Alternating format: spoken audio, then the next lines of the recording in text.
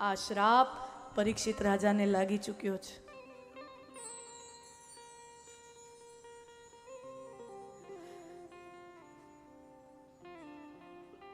જે ઋષિ સમાધિ અવસ્થામાં હતા, જાગૃત થયા અને ખબર પડી મારા દીકરાએ રાજાને આવો શ્રાપ આપ્યો છે.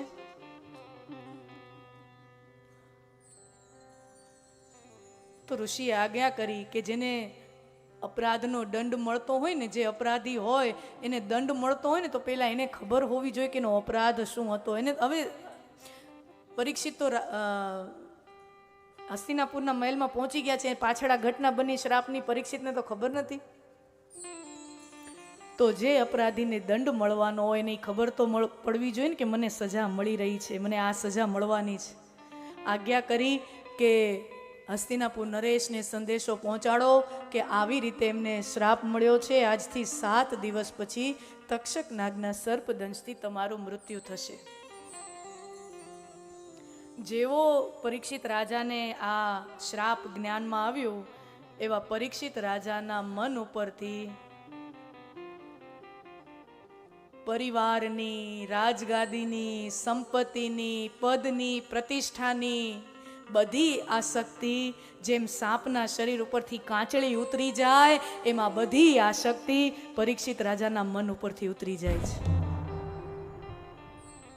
અને પરીક્ષિત રાજા પોતાની રાજગાદી ઉત્તરાધિકારીને સોંપી. પરીક્ષિત રાજાનો દીકરો જન્મેજય રાજા એને રાજગાદી સોંપી અને પરીક્ષિત રાજા વિચાર કરે કે મેં મારું જીવન તો બગાડ્યું છે, હું મારું મૃત્યુ તો સુધારી લઉં. ઋષિના શ્રાપનો સ્વીકાર કરે છે કે મારું જીવન મેં મારા હાથે બગાડ્યું, હવે હું મારું મૃત્યુ તો સુધારી લઉં.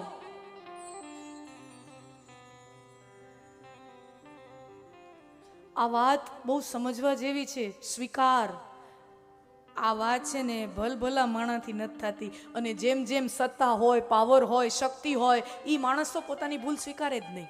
સામાન્ય માણસ નથી સ્વીકારતો સમાજમાં. કોઈ સાધારણ માણસ હોય ને એને તમે એમ કહો ને તમે અહીંયા ખોટા છો, તો એમ કે ના ના ના ના ના હો, અને 2-4 બહાના એની પાસે હોય જ.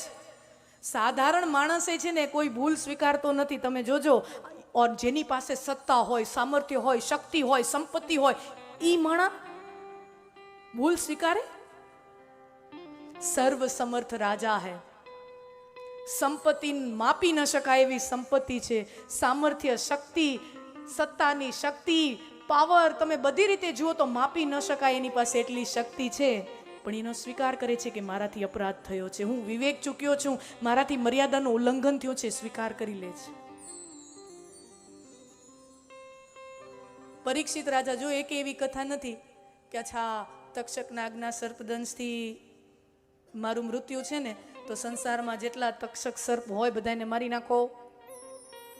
જો ભાગવતની કથા 2 રાજાની ઇર્દ ગિર્દ ઘૂમે છે. તમે જોજો, સમજજો. આ લેન્સથી આપણે આ કથાઓ જોતા નથી.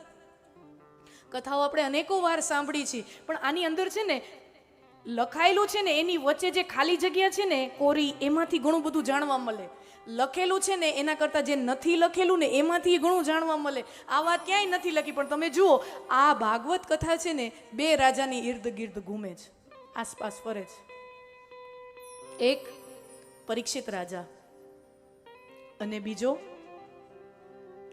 મથુરાનો રાજા કંસ રાજા. પરમ દિવસથી બધી જ કથાઓ આવશે. કંસ છે એ કેટલા અત્યાચારો કરે છે એની બધી કથાઓ આવશે, કૃષ્ણ જન્મની કથા સાથે સંબંધિત. અને ભગવાન જન્મી ગયા પછી એ ક્યાં કંસ શાંત રહે છે? પૂતનાને મોકલે, તૃણાવર્ત, અઘાસુર, બકાસુર, કેટલા બધા અસુરો મોકલ્યા જ રાખે છે. શું કામ? કે મેરા मौत देवकी के 8वें संतान से लिखा है, तो देवकी के 8वें संतान को ही मार दूंगा. કંસનો રસ્તો શું છે? મારું, એને આકાશવાણી થઈ ને કે મારું મૃત્યુ દેવકીના 8મા સંતાનથી મારું મૃત્યુ છે. કંસને પહેલાથી ખબર પડી જાય છે, પરીક્ષિત રાજાને પહેલાથી ખબર પડી જાય છે કે 7 દિવસ પછી મૃત્યુ છે.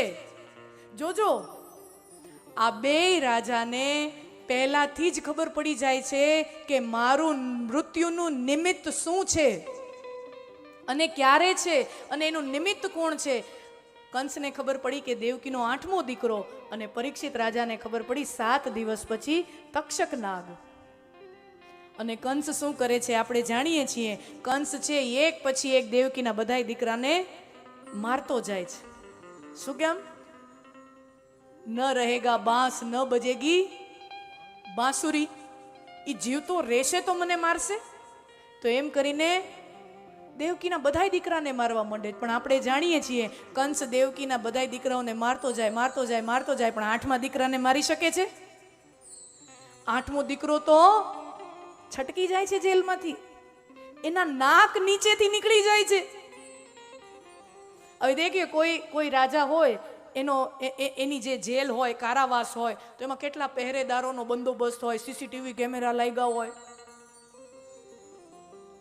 કેટલા પહેરેદારો, સૈનિકો, સિપાહીઓ બધા ઊભા હોય.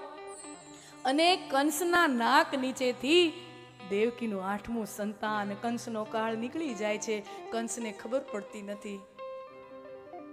કંસ પોતાના મૃત્યુને મિટાવવાનો પ્રયાસ કરે છે, પણ મૃત્યુ છે એ કંસ પાસેથી છટકી જાય છે, એનો રસ્તો ગોતી લે છે. પરીક્ષિત રાજા પોતાના મૃત્યુને મિટાવવાનો પ્રયાસ કરતા નથી.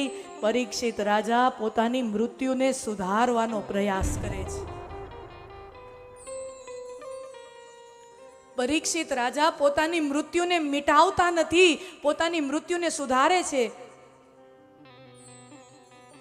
મેં મારું જીવન મારા હાથે બગાડ્યું, મારું મૃત્યુ સુધારું. વલ્કલ ધારણ કરી, રાજવી પોશાકો ફેંકી વલ્કલ ધારણ કર્યા છે. અને પરીક્ષિત રાજા પહોંચ્યા છે ગંગાજીના તટે. સુકતાલ પ્રદેશ, ગંગાજીના તટે પરીક્ષિત રાજા પહોંચ્યા. અને જ્યાં પરીક્ષિત રાજા ગંગા તટે પહોંચ્યા, ત્યાં પરીક્ષિત રાજાનું મિલન થાય છે સુખદેવજી મહારાજ સાથે. વ્યાસજીના પુત્ર સુખદેવજી મહારાજ સાથે એમનું ત્યાં મિલન થાય છે.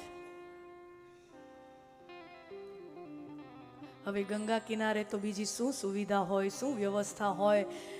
ગંગા કિનારે જે રેતી હોય એને આમ થપથપાવી અને વ્યાસપીઠ જેવું નિર્માણ કર્યું. વૃક્ષના પર્ણો, ફૂલ લઈ એના ઉપર બિછાવીને જાણે આસનનું નિર્માણ કર્યું. અને સુખદેવજી મહારાજને વ્યાસપીઠ ઉપર બિરાજવામાં આવ્યા. અને પરીક્ષિત રાજા સુખદેવજી મહારાજની સન્મુખ બેઠા. અને હવે પરીક્ષિત રાજા સુખદેવજી મહારાજને પ્રશ્ન કરે છે. સુખદેવજી મહારાજના કંઠે આ ભાગવત જ્ઞાનામૃત વહે છે. પરીક્ષિત રાજા પ્રશ્ન પૂછે છે કે જે જીવ મરણના કાંઠે હોય, જે જીવ મરવાની કાંઠે બેઠો છે, મરણ કાંઠે છે, મરણાસન છે, એ જીવનું શ્રેયસ્કર કર્મ કયું? એના માટે લાભદાયી કર્મ કયું? આ પ્રશ્ન પરીક્ષિત રાજાનો છે. જોજો, આપણે કઈ પ્રકારના પ્રશ્નો પૂછીએ ને એના ઉપરથી આપણી ભૂમિકા નક્કી થાય. આપણને કોઈ દી આવો પ્રશ્ન થયો? જે જીવ મરણના કાંઠે બેઠો, હવે હાવ આમ હૃદય ઉપર પ્રામાણિકતાથી હાથ મૂકીને કહેજો, કોઈ દી થયો? ક્યું? ક્યોંકि પતા ही नहीं है मौत कब है. આપણે માનતા જ નથી કે આપણે મૃત્યુની કાંઠે બેઠા છીએ. આપણે માનીએ છીએ. હમણાં હું કોરોનામાં 2020માં ત્યારે આપણે જોતા હતા સમાચાર પત્રોમાં હજારો ને લાખોની સંખ્યામાં લોકો આખા દુનિયામાં મરી રહ્યા હતા. આંકડા ગણાય નહીં એવી રીતે લોકો ટપ ટપ ટપ ટપ ટપ ટપ ધીમે ધીમે ધીમે ધીમે એટલા પ્રમાણમાં લોકો મરતા હતા. એ રોજ હું તમે ટીવીમાં જોતા હતા. અને તોય તમે નહોતા બેના વરોના અથાણા ભર્યા? 12 મહિનાના અથાણા ભર્યા, 12 મહિનાના પાપડ બનાવ્યા, 12 મહિનાના ચોખા ભર્યા? નહોતા ભર્યા? હા કે ના તો કયો? તો પછી કા નહોતા વાંચતા? બધા મરે છે. પણ આપણને શું થાય ખબર છે? એ તો બીજાની હારે થાય, આપણી યાર ન થાય. હો જોજો, હા એવું જોય માણસ છે ને સ્વીકાર કરે ને હું મરવાનો છું ને, એ તો માણસ સ્વીકાર